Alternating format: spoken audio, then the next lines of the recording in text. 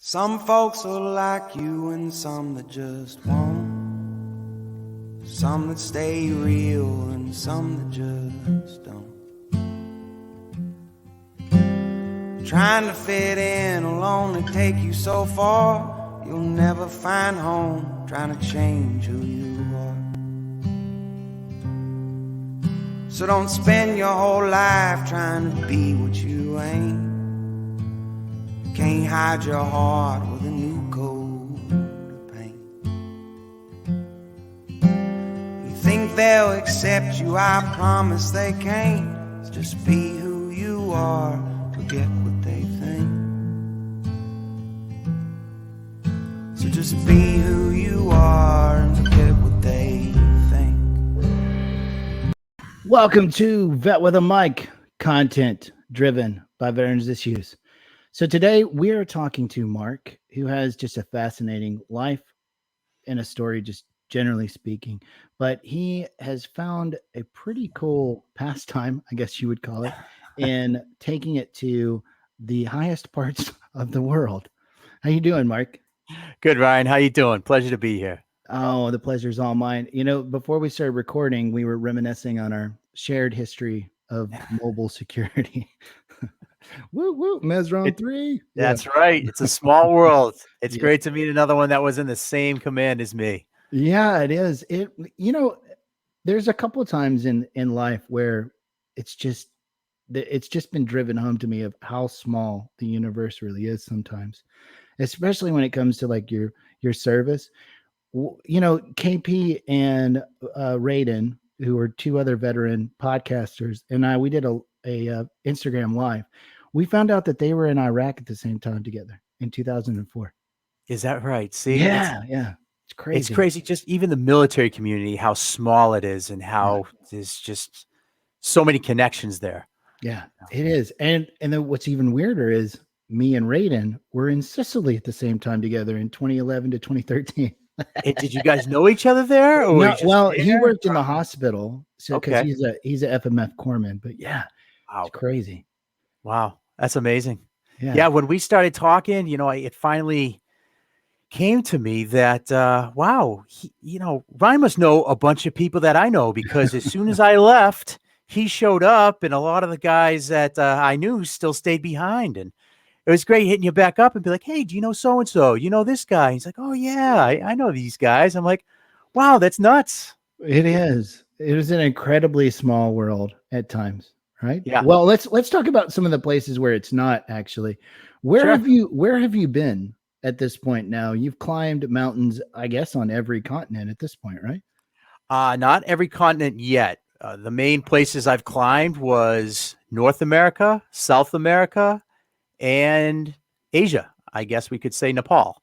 Those are the biggest places there. So living here in California, I climbed the Sierras quite frequently, got up to the Cascades up in Seattle, climbed around Rainier, eventually down to South America, where I climbed Aconcagua, then up to North America and Alaska and climbed Denali, at least attempted it twice, and then over to Nepal, where I climbed Mount Everest in 2019 and just recently got back from Ahmedabad, which is in the Everest region, a smaller mountain, but one of the most beautiful mountains I've ever seen. Yeah, I know I've told you this. You know how intimidating that sounds just to hear that you have climbed so many of the highest parts of the world. Do you get that a lot? Do people look at you like you're crazy whenever you tell them that you've climbed Mount Everest? I do. I get that quite often. Do they ever think you're lying? Sometimes they do. They think I'm full of it, and then I'll show them on my phone. Oh, you want to see this? I'll show you that. And I'm showing them summit pictures and the mountain behind me and all that, and they're like, oh wow, you really did climb it. But so I guess there's really two stories to tell here, right? There's how the hell Mark ended up in the uniform, and then how the hell Mark ended up climbing some of the most dangerous terrain on the planet. Yeah. So let's start with the first part. How the hell did you end up in the Navy? Sounds great. I ended up in the Navy after I went to school at Westfield State College and graduated with a degree in criminal justice. At the time, my girlfriend was pregnant with my daughter, Mm. and I was getting out of college. I was taking the exams for the civil service exams to get into the either firefighting or to get into the state police. And I couldn't get a job. At the time, there was nothing available. I felt frustrated with it. I knew I needed to start making a living, start getting benefits and stuff for my daughter that was on the way. Mm. So I joined the Navy. I figured with that, I could get the experience, I could get the veterans preference, and that way I could provide for my daughter Mm. and my girlfriend at the time, who eventually became my wife right after Right. boot camp. Yeah. Yes. So let me ask you, what state department were you trying to work for? When I was, Yeah, what state police department were you trying to apply for? Massachusetts State Police. Oh, okay. All right. Yes. Yes, So, I lived in Massachusetts. I went to school at Westfield State College in Massachusetts. So, naturally I wanted to number one, I wanted to be a firefighter. I mm, was a fire explorer growing up, and I was a volunteer firefighter after that in Holden, Massachusetts, and loved firefighting. But getting a degree in criminal justice, I figured I could go another way and become a state police. I didn't want to yeah. be local law enforcement, state police. So, So a departed joke could come up right now, right? yeah, absolutely.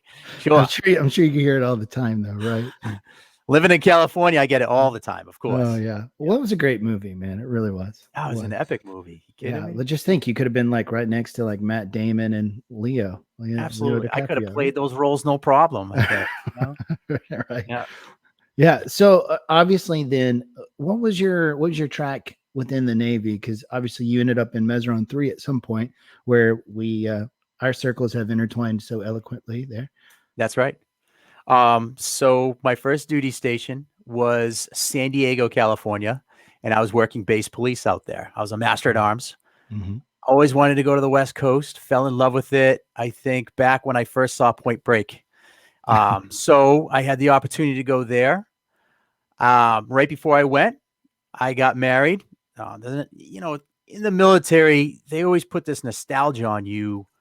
You know, they try to instigate, have a family, start a family, this is the time and all that. So me and my girlfriend at the time thought it was a good time. Maybe, we'd get married. She said she would follow me everywhere and we could provide a great life for our daughter. So right before I left, we got married. Then I moved her out probably 6 months after I got to Naval Base Coronado Base Police. And we lived out in town. And probably about 2 months after she moved out, I came home to an empty apartment. She couldn't take being away from home. She wasn't used to it. She didn't realize it. So she ended up leaving me and taking my daughter with her, Mm. along with all the furniture. So Wow. I came home to an empty apartment. Yeah. I can smile about it now, but I'll tell you, at the time, it was devastating for me. It was a very difficult time in my life, but at the same time, I still applied myself with the military. I still loved it, Yeah. but I was hurting. I was hurting pretty bad. I don't want to come across as if I am cultivating any sympathy for this woman, obviously, but I think they don't get the level of commitment that they're really stepping into, you know? Because I think movies romanticize the whole like being with a service member, and that, things are just going to have this, I don't, je ne sais quoi, I don't know how to really describe it. There's just something where they feel a sense of, I don't know, pride with being with us, but at the same time, I don't think they realize what a tough road to hoe it's actually going to be. Yeah. Absolutely. I think It- that's why there's so many. I lived that cliche military story too. I had my boulevard of broken dreams and heartache along the time in my uniform as well. But I'm sure you have, and a lot of listeners here have as yeah, well. I just remember in my military command, I think half the people, were divorced at one point. mhm, But it's one of those things where I think it works both ways. Yeah, they don't see the hard side to the military career, and neither do we when we Mhm. first start out. Mm. Being in boot camp, I thought it was gonna be a lot different as well. Yeah. It's Obviously, like, but you don't know what you don't know, you right? don't know what you don't know. Exactly. Yeah. It's been a long time, but I've been able to, forgive her for just moving out like that. It still affects me to this Yeah. day. I'm not going to say that my personal relationships uh, aren't affected to this day from it, because I still have a little bit of being jaded from it, I believe. Yeah. Especially having, a daughter, and having all of a sudden she's just taken away without Mhm. warning. Just you come home to an empty house, literally an Yeah. empty house, without warning whatsoever. So that affected me quite Yeah. greatly at my first command. How old were you when this happened? 23. I was young. 23. I was Yeah. 23, so I was a bit young, but still, shocked. And now I am Yeah. 42. Yeah. So So I assume she was probably around the same age too. yes, yeah, Yeah. same age. I try to channel myself whenever I was 23. Like, man, I really didn't know much about the world. Incidentally, I actually went into the uniform at 23 as well. I turned 24 in basic, so that's another thing you and I have in common. Okay. But I really I don't think that I had any clue as to what I was getting into at that point either. And I can imagine that if we didn't have our contractual obligation and a sense of duty to what we've endured already, that it would be pretty tempting to just say deuces, I'm out. But of course, that was obviously not very mature to handle it in the way that she did. Unfortunately, it's not the first time I've heard a story like that from sailors. Yeah, I yeah, hear a lot of stories like that, and I'm one of them, I guess. But yeah. and it's one of those things, like you said, we can't just get out of a contract. Mhm, So we make that sacrifice as, you know, personnel in the military. We mhm, can't just up and leave, we can't just up and quit. You're in it. mhm. And that's part of the sacrifice right there, among Yeah, with the tons of sacrifices that we all make with, you know, leaving family and friends and going out on tours, just things like that, to deployments for yeah. however long. Me and you, we were over in Bahrain for, Mhm. I was there for 2 years. I believe you Me did two too. years Yeah, as yeah. well. A little Yeah, over. Yeah. right. And I mean, even there, when you're out on missions for 3, 4 months at a time, you don't have cell phone service. You barely have a computer at times. I mean, there's sacrifices there. I remember Yeah. spending New Year's Eve just sitting out on watch, just Yeah. me. That's it, you know. Mhm. And Yeah. I don't, even if that wasn't our lived experience, that's something that I try to unpack a lot too. Is even if you were only stationed in the United States, you're still spending time away from your family. You're still yes, on watch in San Diego. Like, you're doing 12s in San Diego. You're not able to just run back home for Christmas, or the holidays as well. And absolutely. I think a lot of people who maybe they do one contract and their entire time was in the States, they feel some kind of way about that they don't feel as if they sacrificed enough. But no, trust me, I mean, those people still have the same kind of heartache stories that you just described in stateside commands as well. And don't diminish or undercut your service just because you didn't go overseas like you and I did. It does add an extra level going, overseas, because you're right. Comms are almost non existent with people back home. Even I remember our little Bahrain phones, man. They were so was like talking to somebody through a can, right? It's Yeah. like that's what you would hear. Just Oh yeah. like, yeah, You understand anything that's being said. The calls dropped all the time. yeah, But I mean, I agree. And at the yeah, same time, when I did serve in San Diego, I was working holidays. I couldn't mhm, make it back home to Massachusetts, to see yeah, my daughter, see my family, see my friends. So you're right. You're absolutely right. Even if you're working stateside, you make sacrifices. You make yeah, lots of sacrifices, because you don't get weekends and holidays off in the military. You're yeah. working all those, Mm. you know? So let me ask you. Mhm. Uh, Obviously, you have traveled quite a bit more since then, since your time in the uniform. But what year did you get out? I got out in 2008. Okay, so yeah, right. So you and I really were like ships passing in the night. I got Yes. in 2008. So what coming from all these experiences that you had in the uniform, like in mobile, our op tempo was pretty intense. So we would be in Diego Garcia, and then we might be in Suda Bay. You know, there was just we see so much of the world in a very short period of time. Did you feel, I don't know, a sense of like you're not only you're a world traveler at this point, but I felt as if I was barely American anymore. Did you experience that kind of sensation? I did. After being away for so long, I never went back to the States when I was doing my 2 years in Mm. Bahrain.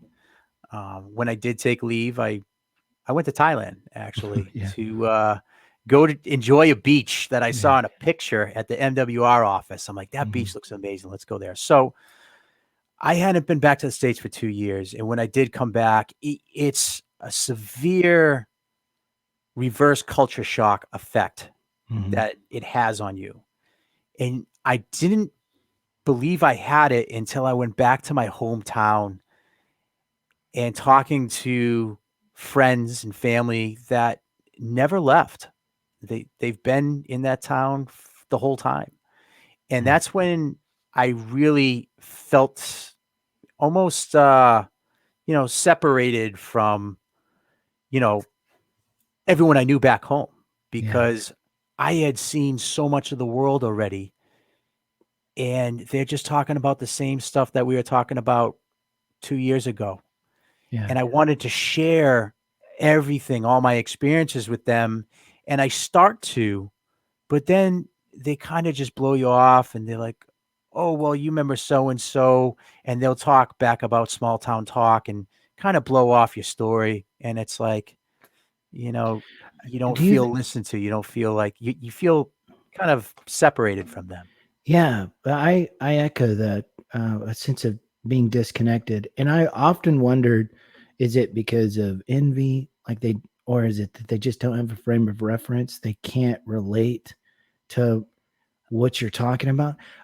Because I remember just having, I did go home in our little OTEP leave, right? So I took a 30-day period, and I went back home actually for a buddy's wedding from high school, Good. and I remember standing in a grocery store in East Tennessee and just seeing 42 different types of ranch dressing. And I remember just feeling like an alien in my homeland. I was like, what is this? Is because on base or while you're on mission, you don't have that kind of selection. You don't have anything close to that. And I remember feeling a little disgusted, if I'm being frank. Like, and I remember feeling like irritated and going, do you really need avocado ranch dressing? Is that what happens if you don't get that? You know, what happens if you don't get this ginger spice like ranch? What happens? Because that just you're living in such a stark contrast to the way the rest of the world lives. No one has that kind of excess. And especially not in the uniform, we don't. So it's just I don't know. Like I said, I guess it's culture shock, really, to tell you to describe it, and you don't really expect that moving into your culture of your origin, right? Yeah. No, you don't expect it. I understand getting irritated as well. It wasn't over any kind of salad dressing mix, but it Mhm. was kind of because of the same exact thing where you come back home and you see these superfluous amounts of choices that you have Mm. for just absolute comfort of living. Yeah. And you don't have that when you're over there. And you still hear people back home complain and bitch about certain things. Yeah. And you're just like, be grateful, be thankful. And that's what irritated me is people complaining about certain things, certain comforts that you did not see when you were over, you know, serving Yeah. your time over, in the Middle East or wherever the hell you went. Yeah. You didn't see that. You didn't Yeah, see the comforts, and it just kind of pissed me off too. I understand how you yeah. got irritated from that. Yeah, and like I said, it was just I didn't know how to articulate that feeling at the time, so it just kind of manifested at the ranch dressing aisle, right? But Sure. that was yeah, that you're kind of just nailing it right there. It was just there was so much that they took for granted, and Absolutely. I had no way of conveying that to them of how different the rest of the world is, and even whenever I attempted to, I got much as you described, just yeah. Anyway, did you see John from down the street? That's it. And Yeah, I I did. honestly, I don't want to be mean and say it's Mhm. ignorance. I want to say more or less it's just living more sheltered Mhm. than we have. You Yeah, know, I don't want to put the term ignorant on there because I don't want to yeah. insult anyone because of it. Lack of But exposure. How about that? lack of Yeah, exposure, yeah, yes, lack of exposure, not being as cultured as we become with our worldly travels yeah, and experiencing so many different types of lifestyles. yeah, I mean, you were talking yourself about Djibouti when we were talking before this. And yeah, I remember going in Djibouti and looking at the infrastructure there, or what that wasn't there, yeah. looking at the hillside, people just living under shacks, just Mm, in nothing whatsoever, just maybe just a piece of sheet metal.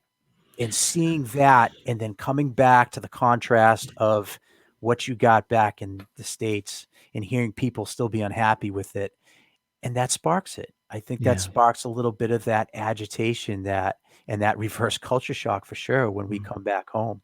And I felt it a lot. yeah, And like you, I probably bottled it up just as much because who can you talk to about that? No one. You go back home and you're not going back home with your military buddies. You know, we, I'm not yeah. calling up my friends in Bahrain because, like you said, their phones barely even work, Right. and then Yeah. you don't know who's out on mission, who's not. So you don't have anyone to share in that frustration with. So you kind of keep it bottled up. And it sounds Yeah. like for you, it came out when you're in the grocery store. Yeah. No, I mean, Djibouti was a complete paradigm shift for me. I do remember because there was just that was a level of poverty that even growing up in rural, South of America, not South America, southern parts of America, I I didn't expect to see that kind of poverty. Right. Well, I had heard about it, but when you experience that level of poverty, it's not something you just see. You Right. feel it, you taste it, you smell it, and it's just something that it gets in you and you never let it go. You once you see that level of how well human suffering Yes. can be, it never goes away. You keep that frame of reference for a while, maybe forever. I'm not sure. It's still Absolutely. still with me now, so it's been quite a few years at this point. Yeah. Sure.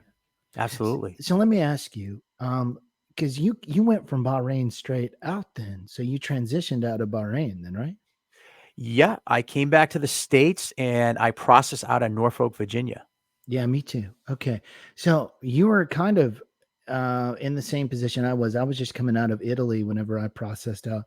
I can't imagine what it was like processing out of mobile because all of these feelings that we were just describing must have been remarkably fresh whenever you're getting out coming from Bahrain and mobile.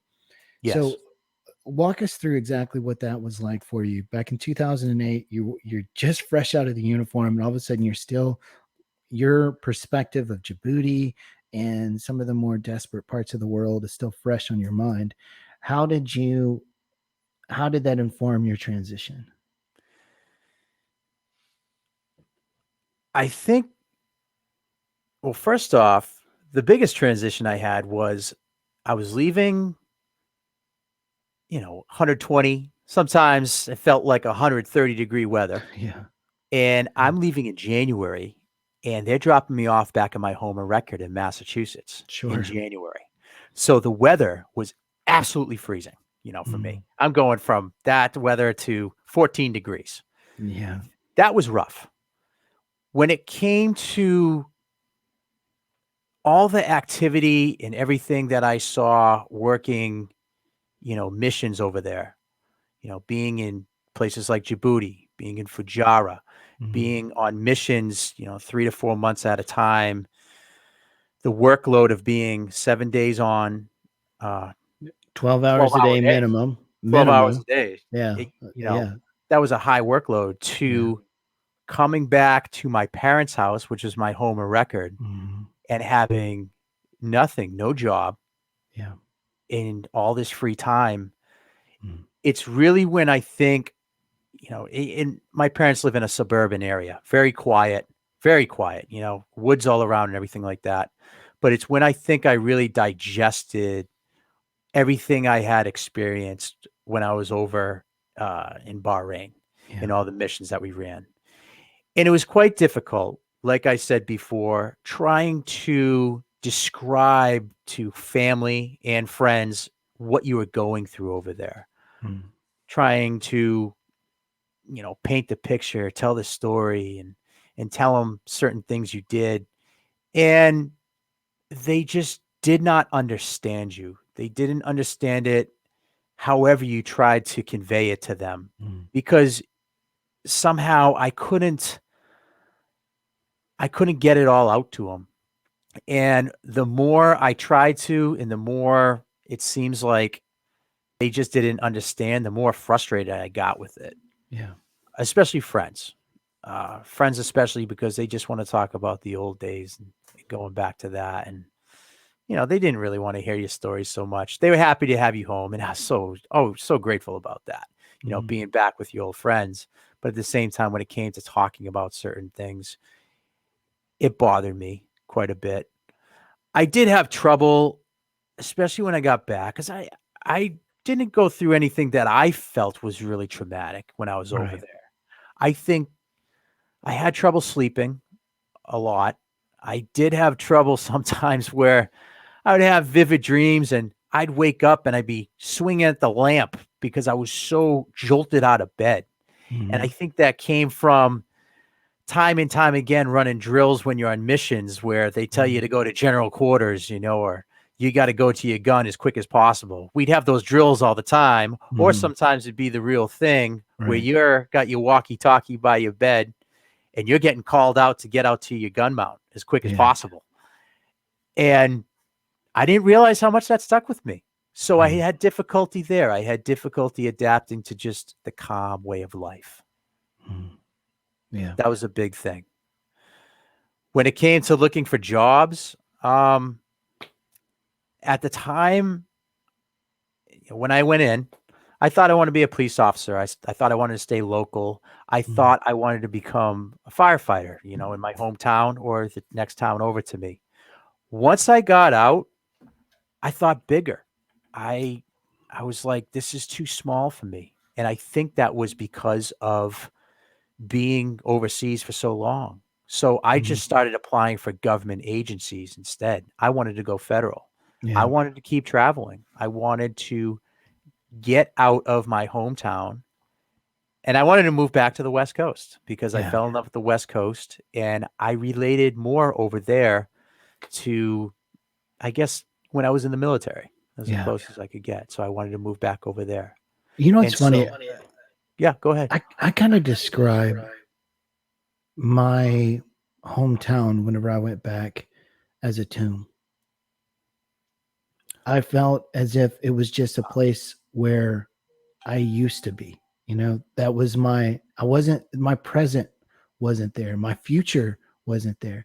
And so whenever I would be back in my home of record, I would just feel this real surreal feeling of I don't belong here. And and I didn't know how to articulate that largely. And I also knew that there was this grieving process, I guess, that I had to go through when it came to leaving the uniform. I wasn't I wasn't that person either. I wasn't my time in the uniform either. So I kind of just like you, I had just this abundance of time now. What the hell do I do with this? And who am I? I know this is who I was. This was my most immediate past was my time in the uniform. Mhm. But at the same time, I didn't feel as connected to that as I used to. Maybe it was because transition itself is pretty ostracizing. You realize how temporary you are for the military. They just kind of go, well, see ya. You're Yes. replaceable. And that was difficult to go through. And of course, whenever you get out and we're talking about these experiences of just not feeling connected to people anymore after our time in the uniform, it was like a double whammy. Yeah. Yeah. And I just wanted to mention this because you're probably the only other person that I've been able to rap about this that was from Mobile. In Mobile, we lived so much in the future tense, right? We were thinking about what we were going to do after this mission, what we're going to do whenever, we pick orders, what we're going to do whenever we go on leave, whatever it is. Absolutely. Yes. That's what got us through the days, was just living in your head, looking out across the water, just thinking about what you're going to do next. I probably retraced every step of my past, like every decision I made, right? Because there's nothing but time there to Oh yeah. think. And then there's just like a spike of chaos out of nowhere where like all of a sudden a Somalian small boat might be out of nowhere. But did you, because you just came out of Mobile upon your separation, I largely felt whenever I got out, it was like I had been living in the future. I'd been thinking about whenever I was going to get out of the uniform and what I was going to do for so long that, well, the present tense just kind of slapped me right in the face. I could no longer be fixated on the future anymore as a coping strategy. I had to just sit with now. Yeah. It was a wake up call for sure. Mm. I mean, you're right. You're thinking the whole time when you got 12 hours of just staring at the water every single day. Mm. You got a lot of time to think, and that's all you're thinking about is the future, for Mm. sure. Yeah, I got home and that was it. It slapped me in the face, just like you said. With here I am. What are you going to do next? Mm. And now it's time to take action instead of think about it. Yeah. And it was really difficult to be like, okay, where do I start? I think Mm. that was the biggest thing was I know where I kind of want to go because I've been thinking about it, but how do I start this up? And Yeah. that was the biggest thing. For me, it was the biggest thing was figuring out how to apply for government jobs again and Mm. signing up for usajobs.gov and Mm. where else do I look for all this? Yeah. And just the combination of trying to reflect from that transition of just a fast-paced military lifestyle to living back at your parents' house Yeah. in a quiet suburb town. It's like, all right, I got to get out of here. Well, how am I Right. going to do that? Because for me, it wasn't quite a tomb, but I felt like going back to my parents' house was just a step back in the progress that I pictured my life to continue on. I Mm. pictured, a straight path of progress and getting to a great career when I got out and buying a house somewhere and having a good life. Well, here I am. I step back. I'm back at my parents' place. That It didn't feel like I was on that road as soon as I got out. that's so interesting. Um, because whenever I went back to the university, I was 30 whenever I went back, right? I just turned 30. And I remember the undergraduates that I would, be sitting in class with, because we were both just all in this 101 class, right? And I Yep. remember they would look at me like something bad must have happened in my life. Like, what is this guy doing here? He must just got out of prison. Something Yeah. bad happened, right? Yeah. And at least that's the way it felt. Maybe that's just me kind of projecting that shit on him. But I remember whenever one of them would have enough courage to come up to and ask me, like, why are you here? Yeah. you know, Sure. I would say, not all paths in life are a straight line. And because that's the truth, man. We get these ideas that this is linear and that I will just be able to go from this to this to this. And then whenever we look back in hindsight, that path was zigzagging all over the place. Oh, yeah. And it's an unrealistic expectation for reality, I suppose. And sorry, that just came to mind whenever I was just thinking. I remember so many 20, 21-year-old kids, I guess, at that point, just looking at me like I just got out of prison.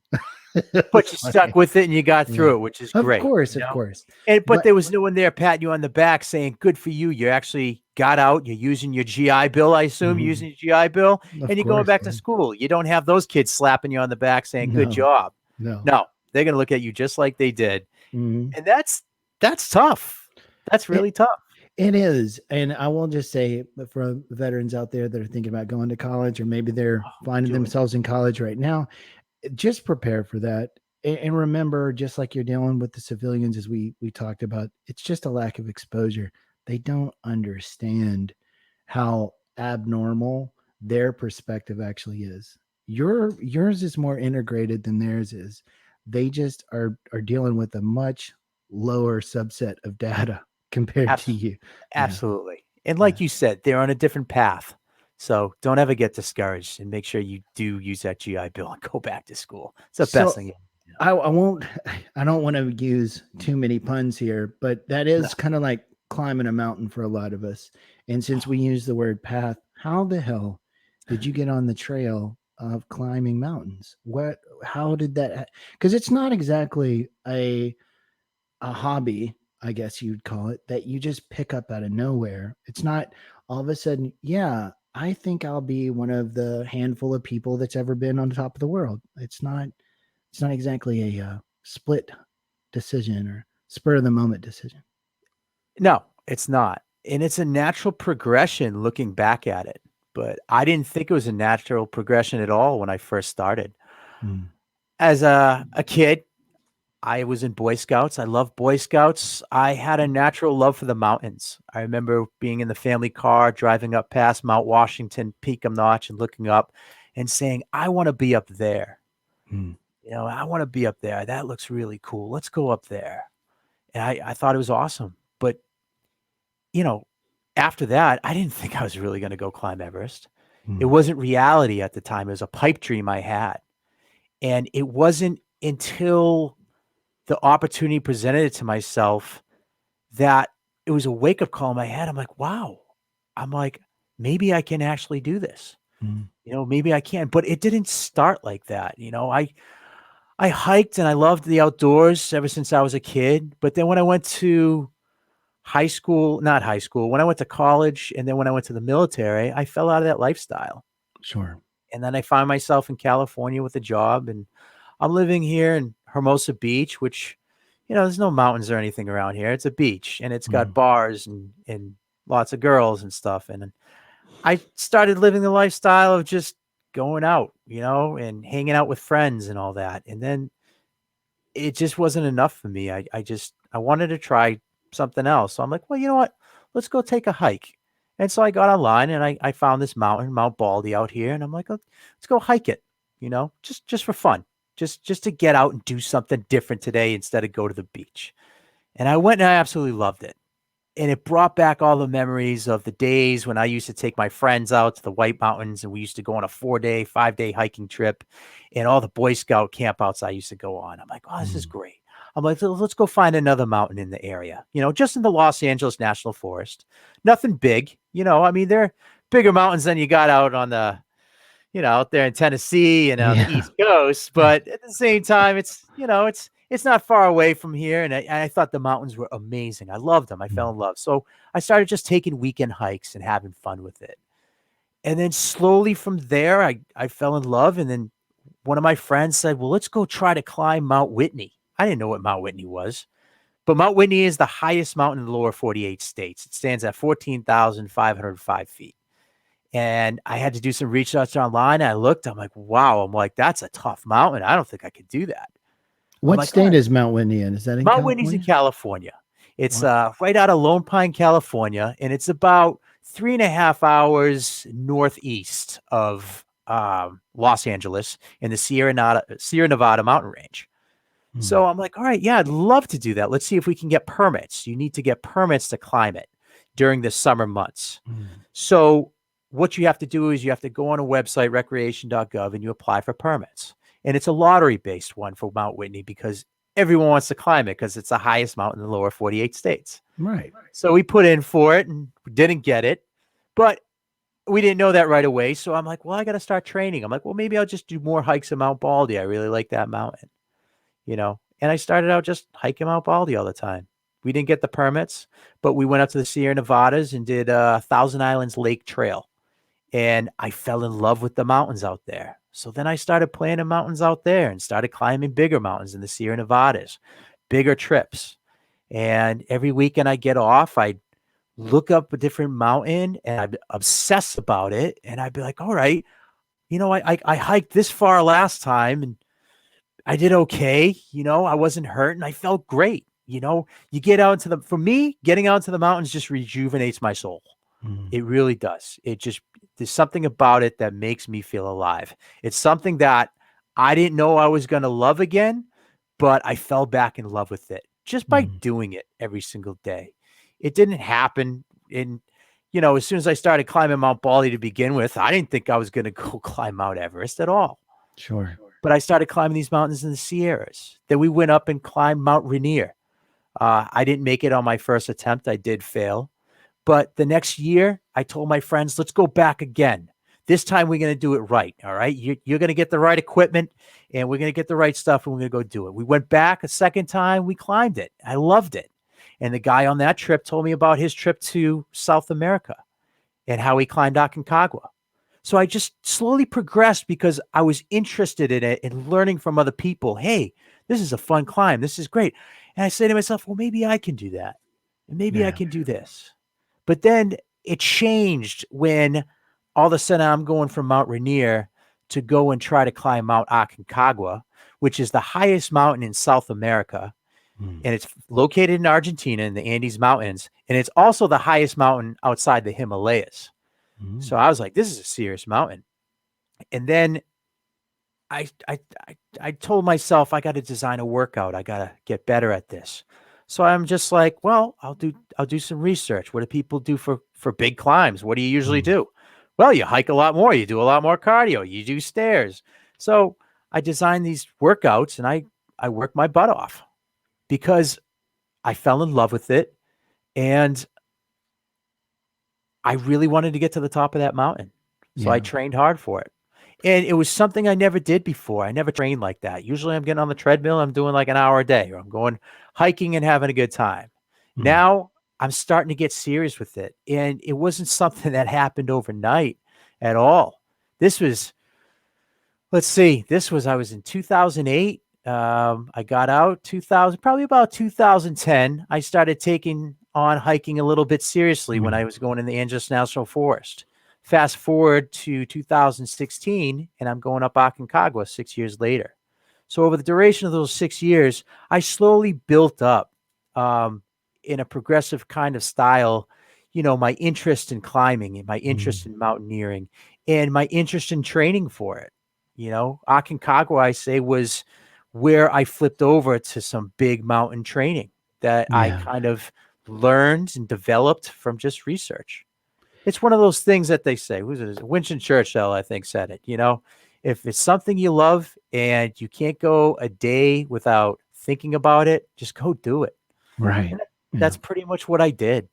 And so I just wanted to say one thing. My only two reference points for this arena are movies, right? So I think of Vertical Limit and I think of like the Stallone movie Cliffhanger. Right? Oh, Cliffhanger. Yeah, my favorite. So is this the kind of what does it take to prepare to do something like that? You kept talking, you keep speaking about training. Is that the preparation you need is to I don't know, go rock climbing on the local rock wall here, or what is it that you do to put yourself in preparation mode to go climb the highest parts of the world? Well, training can be broken down to a bunch of different things. Number one, there's obviously the physical aspect where you're doing, working out in the gym, doing your hikes, doing your cardio, wherever it may be. Then you have the knowledge base, the skill sets where maybe you're going to be climbing and using crampons and an ice axe.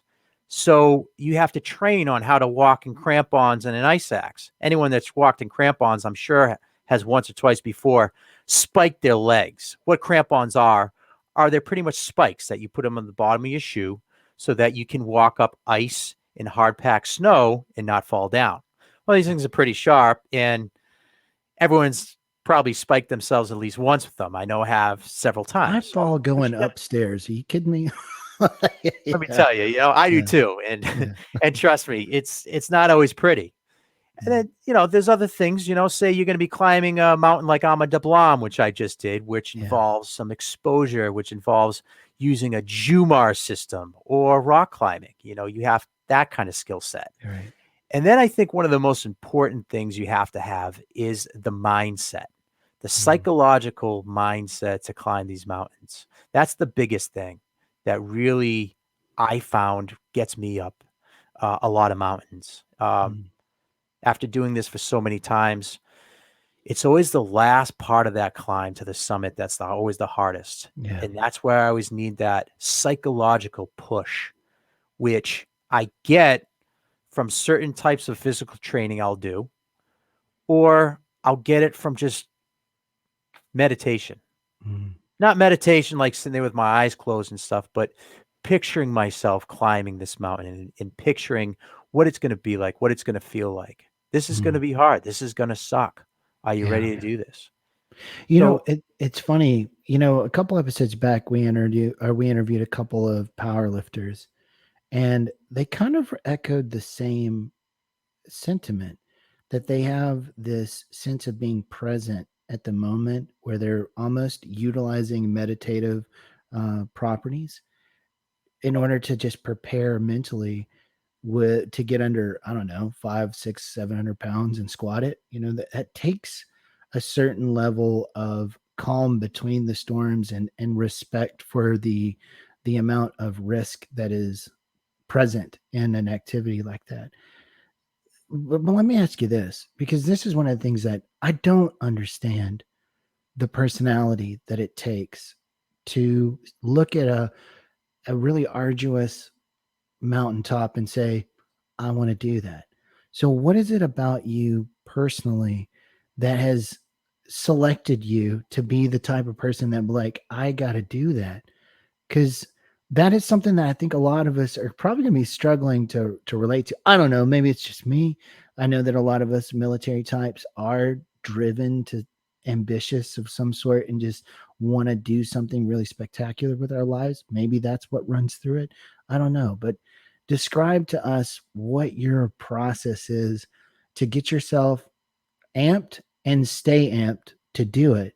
Because to your point, it's not just while you're climbing it. What about those 4 a.m. getting up to go PT to prepare for, that next big mountain that you're having to climb? How do you sustain that the entire time? It's doing something that you absolutely love. There's nothing special about me. I was not a great athlete in school by any means. I don't have some superpower, super strength, or anything like that. There's nothing special about me. I'm just like everyone else. It's just, I think I found something that I love so much that drive is what gets me up the mountain. The fact that I love climbing, I love being in that element. I love every part of it. When you're there, you're talking about these weightlifters being there in the moment, being, in the presence, with everything. I feel the same way when I'm up there just doing it. It's a great feeling for me, and wanting to do that drive is what gets me up at 4:00 in the morning to do it. Yeah. Now, obviously, the arduous training. Have I found methods to keep myself going with that? Well, let's just say listening to the same rock and roll playlist over and over for 2 hours, 3 hours on cardio didn't work for me. Right. I started listening to YouTube speeches, influential speakers, TD Jakes, Les Brown, things like that. There's a lot of things on there when I was doing the cardio that really helped me kind of push myself a little bit more to the limit. But, that's just finding the right kind of training that can keep you going. Yeah. That's a little different from what really drives me to get up at 4, 5 o'clock in the morning. Yeah. So it's just loving what you do. I mean, Mm. for people on here, you want to find that, just search your soul. You don't have to go climb a mountain or anything like that. Maybe that's not for you, Right. but maybe just listen to what I'm telling you and just search and find what is it you love to do? What is it you might be curious about doing, and something that you look up and you search the websites and you're going on YouTube and you look at these videos, you're like, yeah, I'd like to try that. Maybe you should just give it a try, and you might shock yourself that you might actually love doing something. Well, first of all, I'm struck about how humble you are, because you're kind of burying the lead there. Yeah, climbing Mount Everest does almost make you a little superhuman, but let's talk about something else that you may find just as passionate, or have just as strong passion for. Is let's talk about climb against cancer, because most people may not see how those two things intersect initially. So let's talk about, how did Mark start the Climb Against Cancer organization? Is that fair to say? Yes. Okay. Climb Against Cancer. Yeah. That's what we call it. And what Climb Against Cancer is a campaign I started to raise money for the Redondo Beach Cancer Support Community Center. Mm. I guess the story starts with the fact mountaineering is a selfish sport, and it's very misunderstood, especially from people that hear stories about climbers being left on Everest to die while Mm. other climbers just walk right past them, without the full understanding that when you're in such extreme conditions at such great elevations, it's a survival just for your own life to get up and down. I'm not saying, you know, it's good that some Right. of these climbers have just been left there, but some people, when you're in the extreme conditions like that, some people are in the fight of their life just to get down the mountain themselves. So it's looked upon as being very selfish sport. Mm. And I don't believe it is a selfish sport whatsoever. So I wanted to give a little bit with my climbs, because I wanted to show that, climbing can be more of an inspiration to those, instead of be seen as something of a selfish nature. Mm. So because of that, I looked for a few causes. And at the time, I had a fiance who was diagnosed with cancer. Mm. When she found out about it, we were really scared, and I felt helpless. I didn't know where to turn. I didn't know what to do. Like, Mm. there's nothing I can do. And coming from the military, the Boy Scouts, I've always been one of those people that wants to help other people. Mm. And there was nothing I could do. We found this center that wasn't far from us, the Redondo Beach Cancer Support Community Center, and we started going there for meetings. She would go to a meeting for those diagnosed with cancer, and I would go to a meeting at the same time for sponsors. And it was life changing. It Mm. helped us. It gave us hope. It gave us such a. It gave us the light at the end of the tunnel where there wasn't one. And I thought to myself, I'm like, this is a cause I can stand up for. Mm. And the only way I know how I can give back is by climbing. I guess at this point I was going to climb Denali. This is a year after I climbed Aconcagua, and I felt pretty confident in my mountaineering skills, and I knew I loved it. And I figured the only way I can help, because I felt helpless at the time, was giving back through my climbing. Mm. So we started Climb Against Cancer. Um, we raised, the first year, I believe we raised close to $4,000 for the center. And then we continued with a second year of Denali. And then on Everest the following year. And this past year on Amada Blum, we raised just over $4,500 with this last one. Mm. But it was a way I could give back, and it was a way that I found I could help out. Right. So how does one contribute to your cause? So I have a website. It's called climbagainstcancer.com. And on there, you can see updates of my past expeditions as well as my latest expeditions. On the page, we have a donate here, and that will go directly to the Cancer Support Community Center site. It's a particular one from mine, but from there, you can actually donate. And because it is a nonprofit organization, it's also tax deductible. So you can go to my site, climbagainstcancer.com.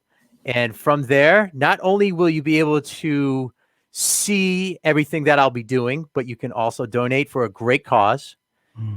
And this last was really excited about, and I hope to do with my next expedition, was on this last one, I took a Garmin GPS system and I had it linked to my page so you could actually track my progress when I was climbing on Amida Blam. So not only, do you see what I'm doing, but you can actually see where I am in real time when I'm out on an expedition. And at the same time, I can give updates as well as answer questions if you like to when I'm out there. Nice. Yeah. So what's the next climb? As you probably of now, mentioned that, but what's the next excursion? It's always hard to talk about the next excursion, but I just spoke with my friend from Nepal who just got back from Antarctica, and he wants to come and attempt Denali with me. So this would be my third time going back to Denali, because if you haven't picked up yet, I have failed twice on Denali so far. But I'm ready to go back for a third time because this is one I absolutely love the mountain, and I feel I need to get to the summit. So this time I'll be going with, I believe as of now, it'll be me and 7 Sherpas from Nepal. One of them being my guide from Everest. 2 of them being also people I've climbed with as well before. And we're not exactly, I can't talk about the other ones yet because it's not written in stone. But as of now, those are the guys that will be coming with me if we can get them visas and we can get them up to Alaska with me. So Denali's in Alaska. Yes. And this will be the third attempt. This will be the third attempt, yes. And Denali is the highest mountain in North America. Right. It stands about 20,320 feet. What is so challenging about Denali? I mean, this is my ignorance speaking, but you've already done Everest. What is challenging about Denali? For Denali, first off, its location. It's located in the Arctic. So it is known to be one of the coldest mountains in the world. Makes sense. Yeah. Yes. And the weather up there is a challenge. Finding weather windows was our first problem with my first expedition. We got up to a point at 14K camp, and the weather just never opened up for us. We were running out of time. I was with a guided group, and they were only allotted 22 days. And then the guides had to go back, and they had to guide another group. So because of that, we couldn't stay any longer past a point, and the weather window just never came. Denali's one of those mountains where it could be ridiculously difficult or it could be very easy. And I feel the biggest vast difference of success and failure on that mountain is the weather itself. She's a fickle lady, huh? Yes, she is. Yeah. Yes, she is. Absolutely. Right. Yeah. So, I mean, I guess at this point, you have Africa that you have yet to climb on. Is there a big mountain on Australia? I don't think there is. Is there? No. What they count on Australia is how do you pronounce it? Kazakhstan's pyramid out there. It's in Papua New Guinea. Is the highest mountain there. And the biggest problem with actually climbing that mountain is dealing with hostile locals. Oh wow, yeah.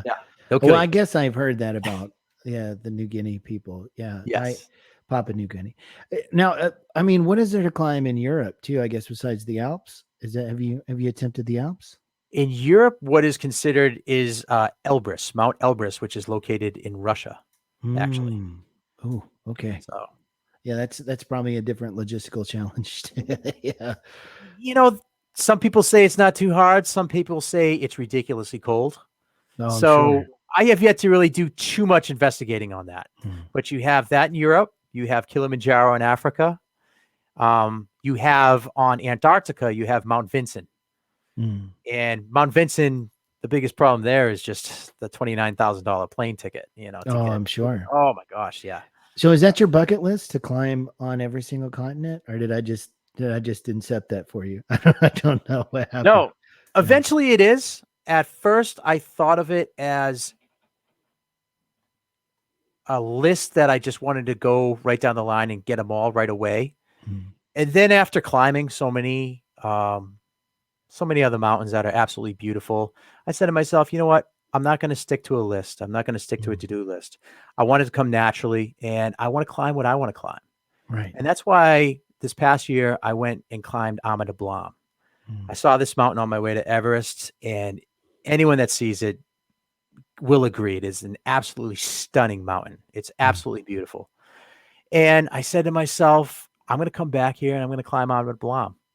So instead of going with my list of trying to knock off the 7 summits, I went back and climbed Ama de Blanc, and I had a great time. I loved it. It was worth it. So right now, Kilimanjaro can wait. Elbrus can wait. I have another list I want to go off of, and it's going to be mountains that I find stunning, beautiful, and are said to be epic climbs. Epic, huh? Yeah. Epic climbs. Yeah. Epic Not climbs. superhuman at all. Going on epic climbs. For me, it's all about the experience. Yes. Sure. For Yeah. sure. So tell everybody where they can find you. I know that we just talked about the Climb Against Cancer. And you also have a YouTube channel as well where you kind of chronicle some really cool stuff as well. I've seen some of the content you put up there. So what is it, the same YouTube channel, Climb Against Cancer, or what's it called? No, I'm sorry. So my YouTube channel is called Great Heights 7. Great Heights spelled out, and then the number 7. And that's the number 7. It makes more sense now because there's 7 summits. Okay. 7 summits. There we go. All right. Now I'm tracking. Yeah. Yep. And I've had that for a long time. So you can find my YouTube channel, and you can find several of the expeditions that I've done, as well as some small road trips and some mountains that I have done locally, which are just as great. I love some of the mountains in the Sierras. They're amazing. And I guarantee you probably never heard of them, but they're beautiful. You can also find me on Instagram, Great Heights 7. That's my name on there. So just the same as my YouTube channel. Yeah. Yeah. No. So is there anything else we should get to? Is there anything that you'd like? We've plugged, obviously, the Climb Against Cancer organization, and you've told people how they can contribute to the cause. We've talked about your YouTube channel and how they can find you on the other socials, because that's what all the kids are into these days. Do you have a TikTok? Do you have a TikTok yet? I don't have a TikTok. Oh man, you got to get on the TikTok. Then everyone tells me I have to get in on the TikTok. Maybe that's the next step. Do a little 3-minute vibes on some of your more daunting climbs, man. I guarantee you'd end up with like 100,000, 200,000 views. I'm interviewing. Well, I just interviewed Forrest. Forrest is a TikToker as well. He is a former sailor, just like us, but he was a corpsman, and he's TikTok famous, man. Is that right? Yeah, he has. I think it was nearly 500,000 views on one of his TikTok videos. Oh my God! Right? I feel like I have so much to learn about TikTok and all that. I know. I was so talking. Far yeah, well, he's a little older than both of us, and I was like, man, I sound like an old man, or I feel like an old man talking about TikTok. And he's like, man, it blows my mind to think that 500,000 people watched this video. Wow, good for him. Oh yeah, he's got a really great story too. His is one of just a lot of heartache and overcoming that, and of course he became a tattoo artist just down the street from you, actually, in San Diego. Yeah. Okay. All right. Wow. Cool guy. Yeah. But no, I mean, if there's nothing else that you want to cover, I think that's probably a good place to put a pin in it. Well, I just want to hint on one thing there. We talked a little bit about my drive and how I love climbing. For a lot of your listeners, I think the message I'd like to get across is, no matter what, it doesn't have to be climbing or something. Just find something that you absolutely love. Search it, discover it, and try it out. It doesn't have to, you don't have to be successful on it the first time. I wasn't successful on a lot of the mountains I climbed for the first time. A lot of times I was devastated. I can tell you, like I talked to you about Denali. Yeah. I failed twice, and it hurt really bad. I can tell you about the second time I failed. I had to go up to high camp because we called it. The guys were down at the lower camp, and I had to go up and get some of the gear that we left at high camp. Mm. And coming down the ridge, I was coming down the west rib. I was all by myself. The sun was kind of setting a little bit low. It was an absolutely gorgeous view. And it hit me that I'm not going to make it up this mountain a second time in a row. I told all my friends and family, this is it. The second time we're going to make it. I told everyone from Climb Against Cancer, we're going to go back to Denali and we're going to summit this time. The pressure was all there. And finally, it just hit me. And I sat down on the ridge. I stared out at this beautiful, beautiful view. And I almost started bawling. And it wasn't until I picked up the satellite phone and I called my mom and I told her, I'm like, Mom, this is the second time in a row I'm not going to make it. And I started crying on the phone to her. You know, all that stress and all that failure just hit me. It hit me hard. And I started crying to her. And then she just said to me, she's like, it's okay. It's going to be all right. Yeah. It's fine.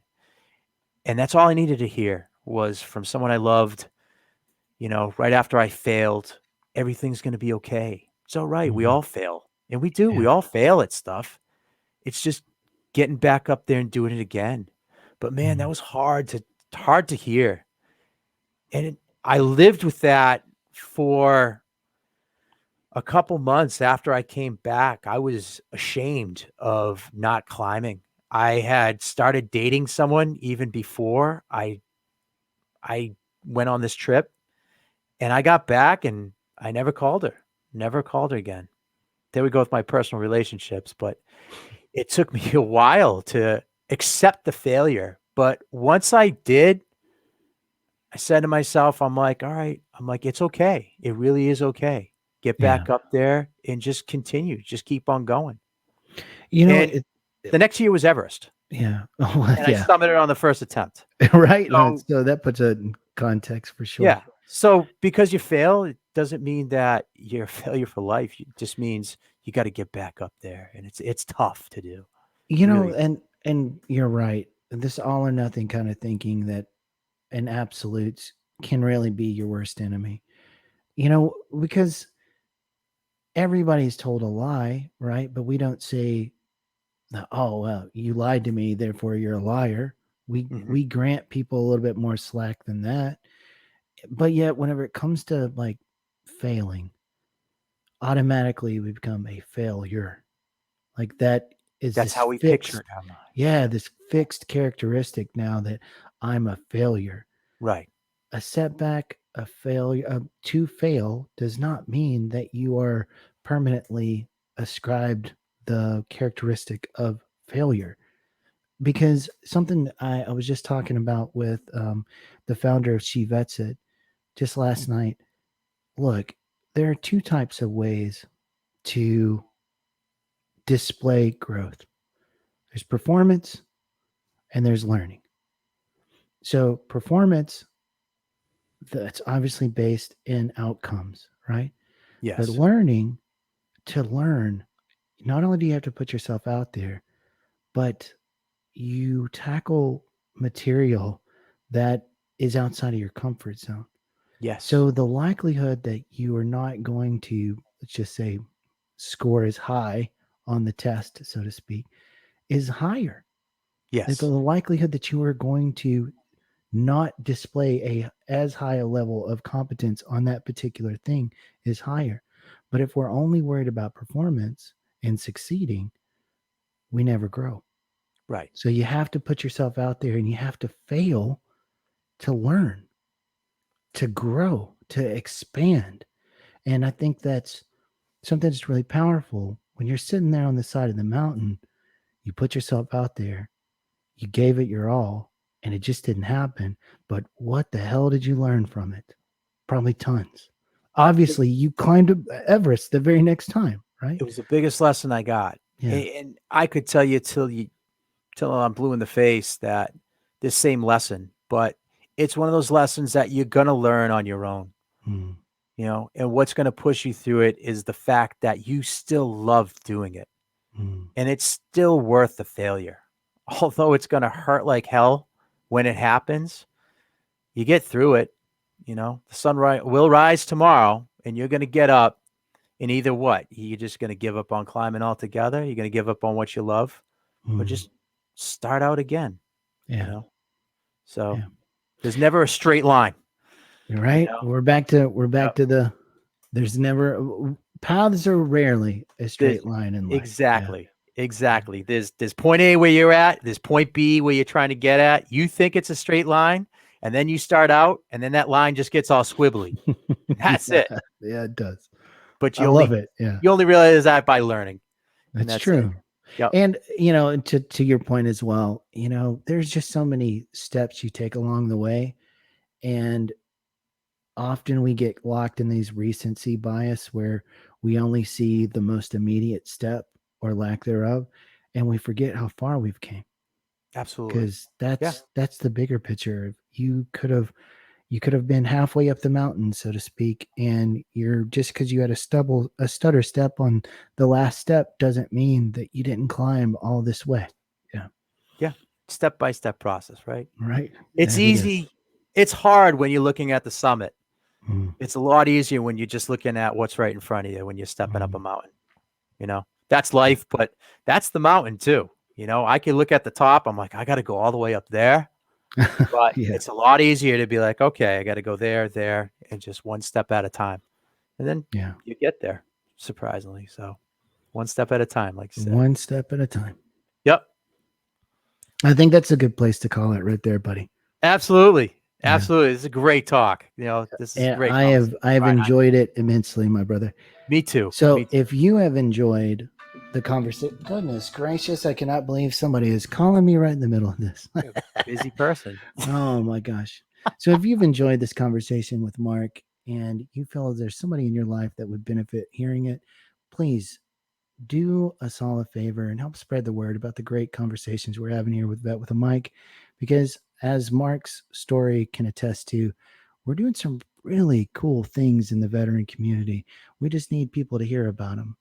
And in saying that, if there is something that you would like to have talked about here on Vet with a Mic, please reach out to me on vetwithamic.com. You can email me at ryan@vetwithamic.com, and I will put together an episode just for you. You just let me know what the topic is that you want to hear about, and I will run down an interview. I promise you. Yeah. So in saying that, however life finds you, hope life finds you well. Till next time.